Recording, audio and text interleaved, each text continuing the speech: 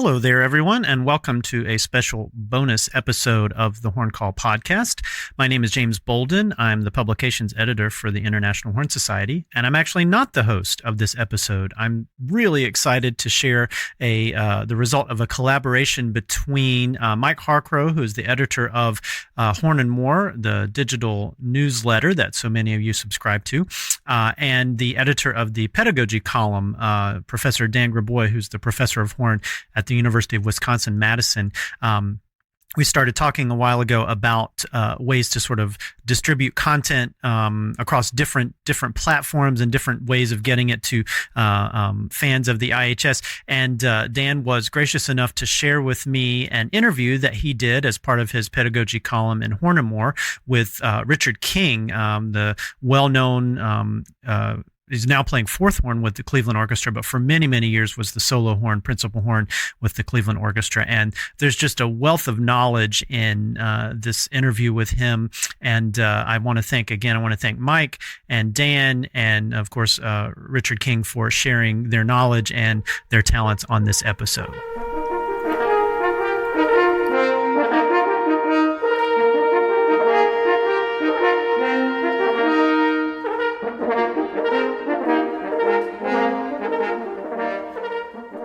I'm Dan Grabois with another recorded interview for the Pedagogy column, this time with horn player Richard King. Rich, hello.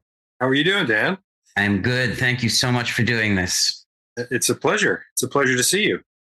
You are currently playing fourth horn with the Cleveland Orchestra, having played principal horn for a large number of years. Tell us how many years, first of all, did you play principal horn? I think officially by myself, I played principal for 18 years. Wow. Before that, I was acting principal in a co-principal role. And then before that, I was 7 years associate principal. And I've been playing fourth horn for 8 years. And this is the beginning of my 36th season. You know the orchestra inside and out. I do. I know this one inside and out. Yeah. I think probably a lot of people who were watching this would be interested in your audition experience for the orchestra, because a lot of people out there want to win an audition. You've done it a few times. My first audition for the Cleveland Orchestra back in the day for associate principal, there was no screen at all. And what makes Cleveland still different, although there's a screen now for the entire process, that's a new addition to our contract. One of the things that made Cleveland unique, for better or for worse, was that the music director hears everybody from the beginning. And it's been a little more regimented over the years as far as voting and stuff like that. But when I went to audition first, I was 20 years old, and my predecessor in the associate principal role, Eric Rusk, had retired at 24 years old. He played 4 years. And he was leaving the Cleveland Orchestra, so I was a student at Curtis, and one of my friends said, "Well, why not? You're 20, he was 20." And I said, "Okay, why not?" And so I sent my resume in, which said, French horn, the Curtis Institute of Music Orchestra on it. I mean, I didn't have much of a resume, really, hardly any professional experience at all. And I was not that surprised when I got a letter back saying, "Thank you, but we're not going to invite you this time." They went back into the stack of resumes after there was a no hire. And I had two things that maybe caught their attention. One was that my teacher was Myron Bloom, who had played first horn in Cleveland until about a dozen years before that. And the second thing was I had played in a master class with the violinist Joseph Gingold, who taught at Indiana and had been concertmaster in the Cleveland Orchestra way back. But, his name carried a lot of weight. I played a Brahms trio for him at a coaching or master class, and went up to him and said, "Would you please write me a recommendation?" He wrote this glowing recommendation. Very nice man. So I went to audition in Cleveland, and there are maybe 20 people or something like that. They don't really invite that many people. They didn't that day. And there were 4 finalists. And then I played some more, and the personnel manager came down to the staging area and said that there was no winner, but the music director would like to speak with me. And I was like, in my head, I was like, well, why does he want to speak with me? It was Christoph von Dohnanyi, the music director at the time. And the short story is that I showed some potential, like a lot of people do when they're young. And I had absolutely no experience, doing that kind of a job. So they hired me kind of on a week-to-week basis. Playing the horn on a week-to-week basis is a little bit nerve-wracking. But I got my feet on the ground after a few months, and they'd offered me a contract for the following year. So that was it. My colleagues, some of my colleagues were really, really patient and helpful, which just made a great. It gave me a chance to learn the ropes, because I know a lot of young people, and I know that I did think that they know an awful lot, and then I got into a situation where everybody was so much more experienced and everybody knew how to play together and everything, and it was a real learning experience. The second audition I took in the Cleveland Orchestra was for principal horn, when my predecessor, Rick Solis, who was principal horn there for about 20 years, stepped down. And I guess in the trade agreement, I was allowed to play in the finals only. But again, there was no screen, so there was no surprise. So I asked if I could play in the first round, hoping that first it would be good enough to get advanced, and second of all, they probably wouldn't cut me because they know me after playing there for 7 years.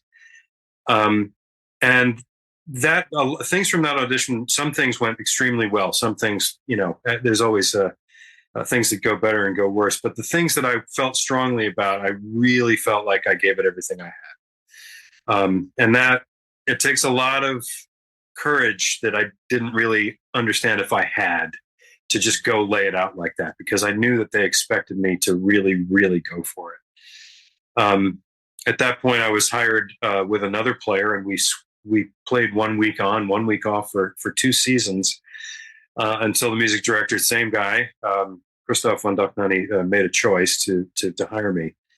So those were my 2 auditions in Cleveland. And talk a little bit, if you would, about the pressures of playing first horn. I mean, I can imagine that playing, Till Eulenspiegel in 4 performances a week, or Bruckner 4, or any of the pieces with Mahler 5, it must be a lot of stress. Yeah. We all have experiences in a conservatory or whatever of having a big show. You work on it for a month or something like that, and you go and you do it once, and you're really up for it, and it goes well, and you feel good. And the thing that everybody who's not on this side of the equation, the thing that people don't understand as well is that, if you go do it Thursday, you got to do it Friday, Saturday, maybe Sunday. So if you're really pleased with how it goes, then you got to wake up and do it again the next day. If you're not so pleased with how it goes, then you usually have another opportunity really quickly. My first concert as acting principal horn, Mahler 5. My first concert officially as principal horn of the Cleveland Orchestra, Concertstück, followed in the same week by 3 Tills, followed the next week by 4 Heldenlebens. I mean, it doesn't stop. And that was the kind of stress that brought me down most, and took a long time, between vacations and stuff, to sort of get rejuvenated and restructured. The day-to-day part of it, you can really get into a groove, and you learn what routines work and what sets you up the best. And I also asked a bunch of people how they felt about it. I asked my teacher, Mr. Bloom, what he did to cope with a job and a kind of a terrifying conductor in George Sell that he worked for and revered. And he said that he was as prepared as he could possibly be at all times. And that really made him feel as secure as he was going to feel. And I think that's really important, especially as a kind of rookie. It's more difficult if you're going through repertoire for the first time, for sure. But after you've seen the whole, most of the repertoire, there are so many less surprises. The surprises then become, what the conductor on the podium, what the tempos might be that week, things like that, if I have to breathe in a different place than I plan. I have a wonderful newish colleague who plays first horn in Cleveland, Nathaniel Silberschlag, and I get to hear him. I sit right behind him, and he's going through a lot of repertoire for the first time. And, sometimes he turns around at the end of a show and he's like, like we made it. And I can only say, I understand. You're doing great, and I understand how you feel. I there are different stresses in different jobs in a symphony orchestra.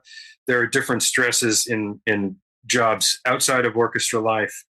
So it's just finding a groove, I guess, finding a routine that really helps you be as grounded as possible. And I think one thing that really helped me was that when I felt like I succeeded, I did really well, and I was pleased with how things are going. I never really celebrated. And when in order not to have the highs be too different from the lows, if I had a concert where I didn't feel like it went as well as it might have, and there certainly are those instances when you play that many concerts, I didn't let it bother me so much because I knew that I'd have another chance. Doesn't mean to say it doesn't bother you, and it doesn't commensurately. It doesn't mean to say that when I thought I did something really special, or when I thought I was really proud of what I did, I would feel proud. I would feel happy for myself, and I would feel happy when our section played well, and when the orchestra concerts sounded good. For all of us. But I try to keep it as even as possible. I think the answer to my question is going to be practicing, but here's the question. Okay. You've got more than that. Do you have advice for young players on how to develop the kind of consistency that's required to hold down a professional orchestra job where everybody's depending on you to get the job done day after day after day? Well, practicing, Dan. Practicing and having a regular regimen of like fitness is a really important thing to me. Practicing when you're playing a first horn job, if you're really playing full tilt, as you know from your own playing experience, and everybody who plays does, sometimes you don't have that much time to practice. So I used to really be happy when I had a day off. And I know students are going to hate to hear this, but I would just go through Koprosh and Gallet and stuff like that. I really would. Whether it was in front of a football game or the television or whatever, just to get my reps in, to get my laps in. Every time I hear a masterclass, we were talking about this a minute ago before we started recording, and you were nice enough to do a masterclass for my school in Cleveland last week. Every time I attend a masterclass, I get these great hints that not only help the person on the stage, the student playing, but help me rethink a little bit of what I'm doing as well. So there was a brilliant masterclass one time that Phil Myers did at CIM in Cleveland many years ago, and he was talking about the Farkas book and the accuracy study that's got one quarter note. Everybody knows that one quarter note in the beginning of each 4/4 bar, and how maybe you should really read the chapter on accuracy and just to have a reliable strike on the notes. And I was thinking to myself, well, I'm a pretty good horn player, and I've played that out of that book before. What's a couple of paragraphs by somebody else going to teach me? And I went home and I read it, and it was a real eye opener. I think the most important thing for horn players to feel comfortable and confident is knowing that you have a reasonable shot that the note is going to strike it where you think it's going to happen.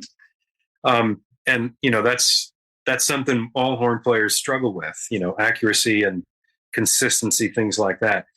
So when I felt like I was, we all have days we open the case and it's just everything is really easy.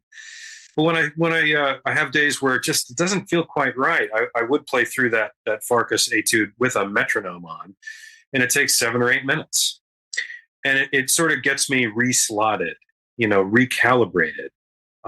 We want to play technically. We want to play as robotically as we can. We want to make sure that everything's firing properly. I have to just claim every time I say something like that, I don't mean play like a robot whatsoever. But I mean, what we do to play consistently has to do with how we strike notes. And this is no surprise to any wind player at all. It has to do with how the air gets into the horn from however you conceive of it. Um, and we all have routines for that, and we all have, shortcuts when things start to go sideways a little bit. The most consistent players, horn players, brass players that I have ever heard seem to warm up the same way every day for years and years. And although it's not that glamorous and exciting, it seems to serve people very well when they do that. And it doesn't matter where your routines come from or who suggested them to you, but you tailor them to your own experience and needs. Yeah. Playing principal horn, of course, you're up in the high register an awful lot. Mm-hmm. Some pieces especially can really be can be high and stay high. So what advice would you have for a young player developing a high register? Not just consistency, but just even getting the notes, getting up to C, getting up above C. Right. Well, I'll just back up a minute if I can. When I started in Cleveland, I was playing associate principal, and that is easy in a way and difficult in a way. So I get a lot of Mozart piano concertos. I get a lot of things like that. That's the job that the associate has a lot of the time. And so I got pretty good at aiming in the high register, and I never used a descant horn or anything like that during that period of my career. It seemed to me that what I needed to work on for my own playing, I left school when I was 20 years old, and I wasn't. Now I realize that nobody's ever done learning how to play, but I was definitely not set to go off into the world yet in my own mind and in my teacher's mind as well. I know that. After I learned how to do the specific associate job there, and I had a great relationship with the principal, and we had a great sort of way of, I knew what he was going to assign me to. I realized when I was 22 or 23 years old that I had a ceiling above me that I hadn't reached yet, and I started practicing more methodically. And as I got to play more, bigger rep as a first horn player, when he would take some time off, and then after I got the job to play principal, I realized that the efficiency in the high register was absolutely paramount, because you don't want to go into a Mahler symphony and make it just into the beginning of the last movement, and then so I really thought a lot about vowel sounds. And I know that people talk about vowel sounds in different language or whatever, but I got the great experience for 15 more years of sitting next to Eli Epstein, who played second horn in Cleveland, who is just a remarkable horn player. And I also heard him speak about playing, and I heard master classes that he did and things like that. And he would talk about vowel sounds, and I just I made sure that the high register, when I was playing it, was really lined up with an E vowel sound, so that the back of your tongue or under your ears or whatever you want to say is really high, and that the same amount of air that you would blow over that, it has a very small space to go and just flies into the instrument. So that I'm always in the high register, I feel like I'm always in the right neighborhood. That has a lot to do with accuracy and confidence as well, because if you think like you're in the right spot, you feel like you can really play easily and comfortably. I remember trying to get up into the high register and then down into the low register by playing 2-octave scales and 2-octave arpeggios. And the reason that I wanted myself, and I've asked my students also, to play 2 octaves, is to make sure that it sounds even over a pretty broad range. Because what I noticed about my colleague and friend Eli Epstein was that it seemed like he had a 5-octave middle register. It was just astounding. He was an incredible low horn player, but he could absolutely play up to the highest ceiling of the horn. It just seemed like effort. And that was a real inspiration to me to learn how to play easily. So a concept of vowel sounds and a concept of the flavor or the taste or whatever Mr. Farkas said about each note is really an important thing. And it's not that anybody can actually tell you exactly where that would be for you, but there's experimenting. And if you have to play something that sits at the top of the staff, it would be great if that wasn't the highest note that you could play. So you have to go above that. I've heard some great recordings of you playing real high and high notes, and so we go above the staff, and that's where we have to be sure we can cover the range easily. I'd love to dig into. Sorry, go ahead. I hope that helps. I don't know if it does. No, that's great. And I'd like to dig in a little bit more to the concept of vowels, because this may be new to some people. So this is something that I think about all the time in my horn playing as well. And great.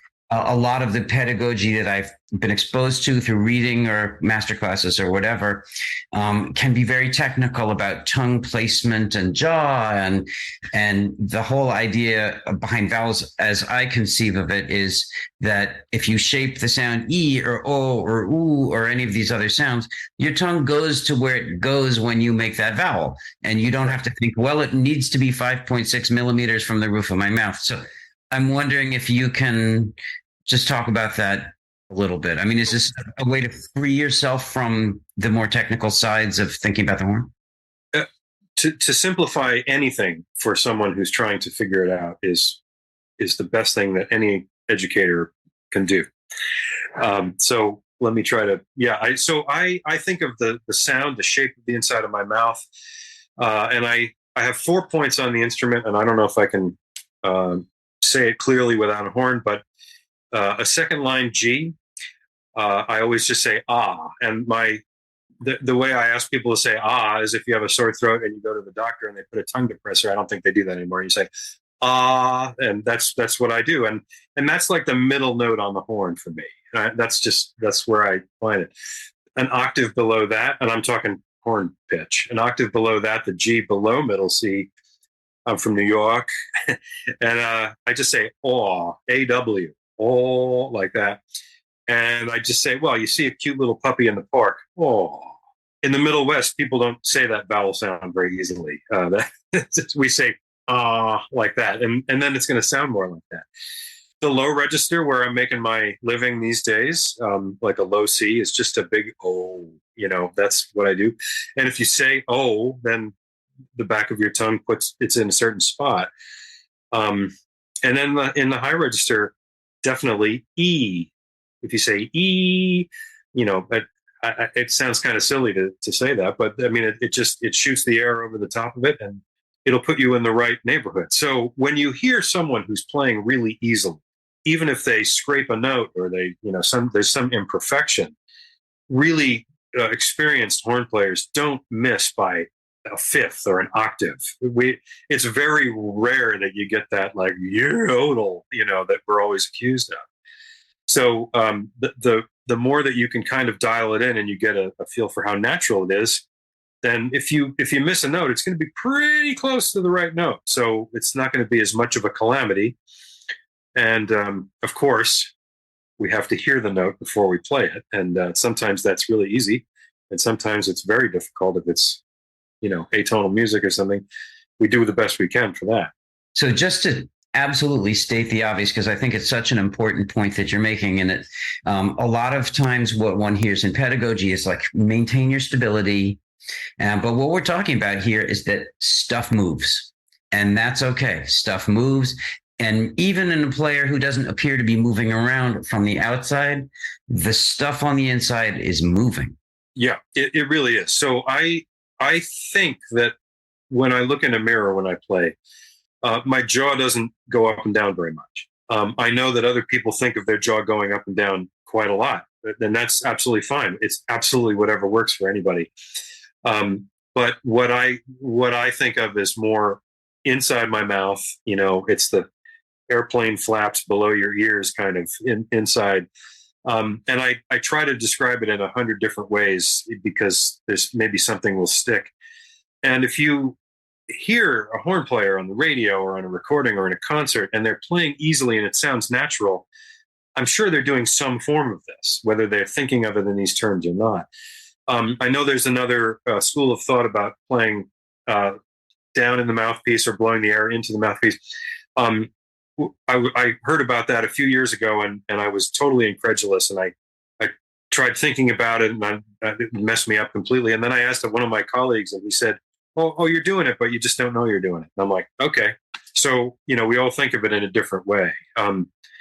when you find the vowel sounds that work for you, then you have a voice that's got a pretty big register, and that's, as a horn player, that's what we need. When you and I were youngsters, there was much more of a divide. You can either play high horn or low horn, and it was that. And now it's, if you're not a complete player, you have so much less of an option to do any kind of career in the horn, with the horn.